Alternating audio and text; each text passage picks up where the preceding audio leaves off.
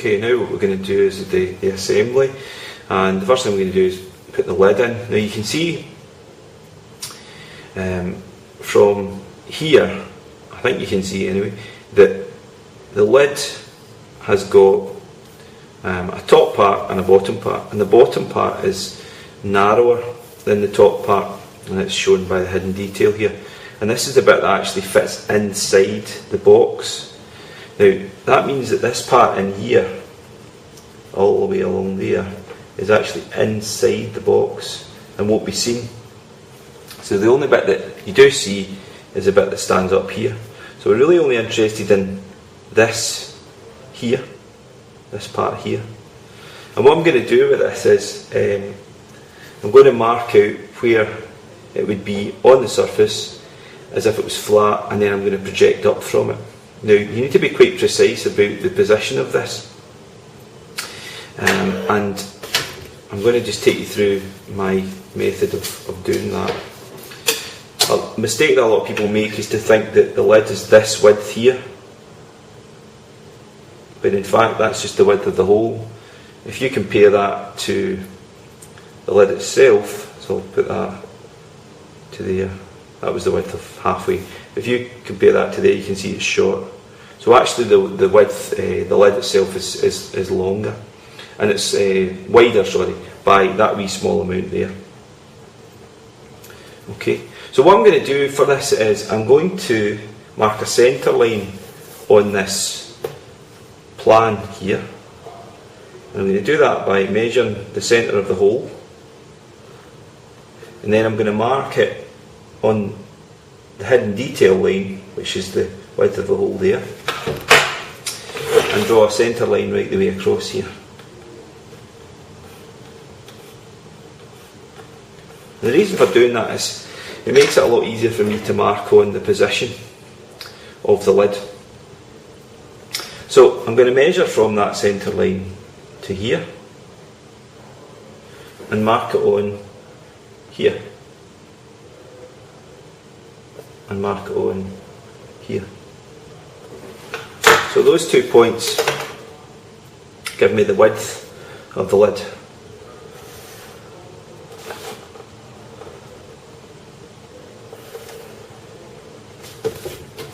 Now it also extends a wee bit further than the hole, because it obviously extends that wee short distance there. So I'm going to measure that wee short distance. It's very, very small, it's only a few millimetres, with my compasses, and then mark that on there. And I think I've probably guessed it just about right anyway. So mark it on there and mark it on there. Okay, so that now gives me the actual size of the, if you like, the footprint of the lid. Now we're not going to see all the lines. We're certainly not going to see that bottom line here. We're going to see that bottom line there. We have to draw up, so it's very small. So I'm going to actually estimate it and then measure it. So again, compass, measure it, mark it. You can see my estimate was spot on. So mark that one there. I'll firm that in because that is actually the correct.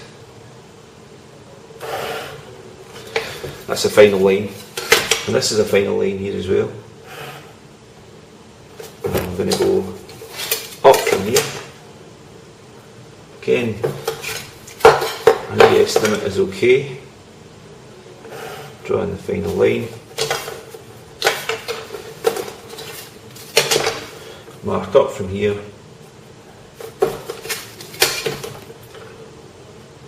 That's a final line.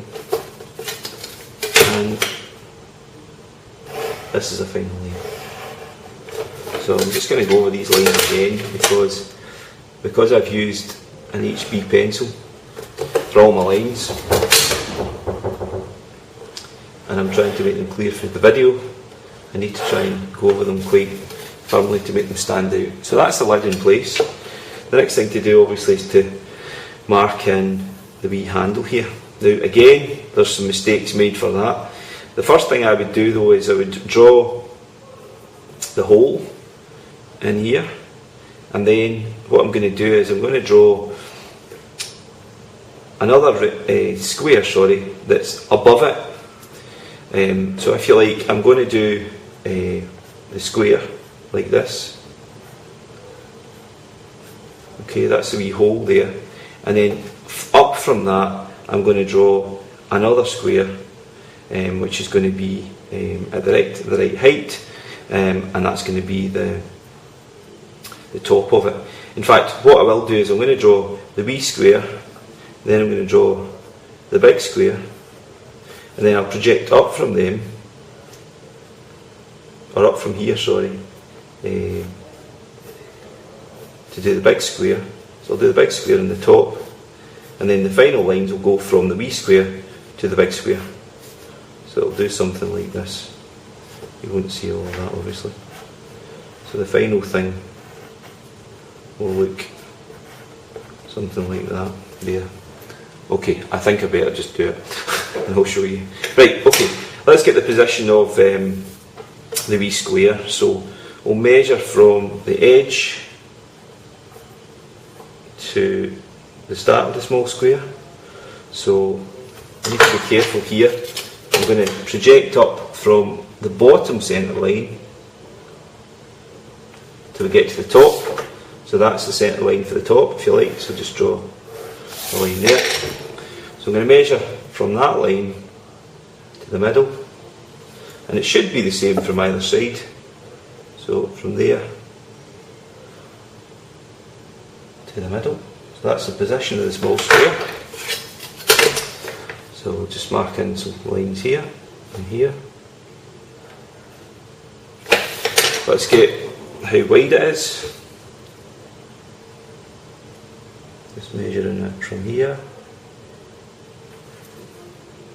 So from the centre line it's that wide, and it's that wide there. So we can mark that on. So that's the small square done, or the outlines for it anyway. Next thing we're going to do is do the large square. So I'm going to use the information on the plan here to do that. The large square is a good bit wider on either side. There's a couple of ways of doing this. The way that I prefer to do it is to mark a centre line on this plan. So measure from there, mark it on the small square, and that makes it easier for me to do some measuring. And then I can measure from there to there, and I can mark it from there to there, from there to there. That gives me the width of it. Also what I'll do is I'll do another centre line going right the way through the middle of that. And for that it's easier just to use the size that you already had, and because it's a square, if I measure that size, then I mark it in the middle, and that should be the centre.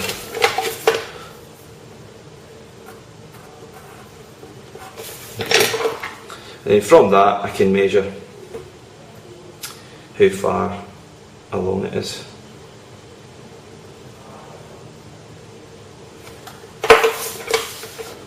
I'll just mark these lines in just now.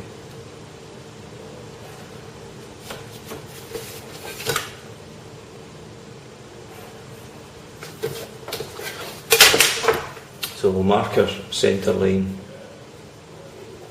again on the isometric drawing.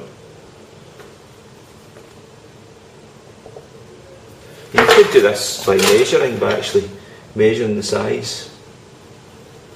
Okay, so I've got my centre line there. I'm just going to mark the width of the big square. Hopefully this will all become apparent why I'm doing this. Mark there, and then mark precisely there. Okay, I'm going to make this quite dark so you can see what I've done. So I've got my inside square and my outside square. Okay, hopefully you can see that inside square and outside square. Believe it or not, that was all fairly necessary because we needed to be precise about where it was, and centre lines are a real kind of important bit of that. Okay, I'm going to try and zoom in a wee bit with the camera just so that you can see a wee bit more about what I'm doing. So we're going to now project up from this big circle, big square, up the correct height. And the correct height is the height from here to here. This wee bit actually goes inside the lid. So to make that a wee bit easier for me to do, extend that line out there and draw a line down there. So that gives me the precise height of it. So from each of these corners of big, I'm going to draw some construction lines up.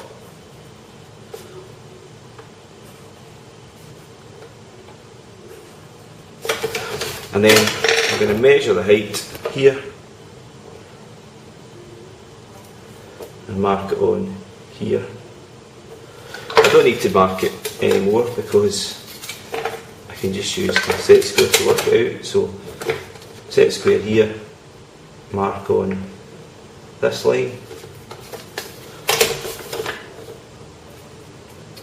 and this line, and then finally on this line. Okay, so I've got a point there, there, there, and just check that one there. Okay, now I can form these up because this is the top square on the top.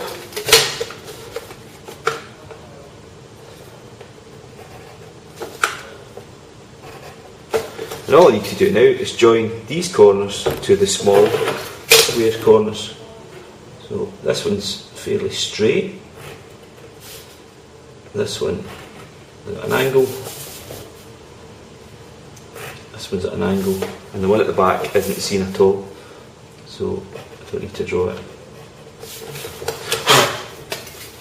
Let's spin these all in so you can see them a bit clearer. And that is that. It's the last drawing in the isometrics because it's a tricky one. So if you found this a difficult one to follow or do, then don't worry about it. It's not an easy one. Just firming in the lines now, just to finish the drawing off and make it as clear as possible. Okay, I'll just zoom out so you can see the finished drawing. Job done.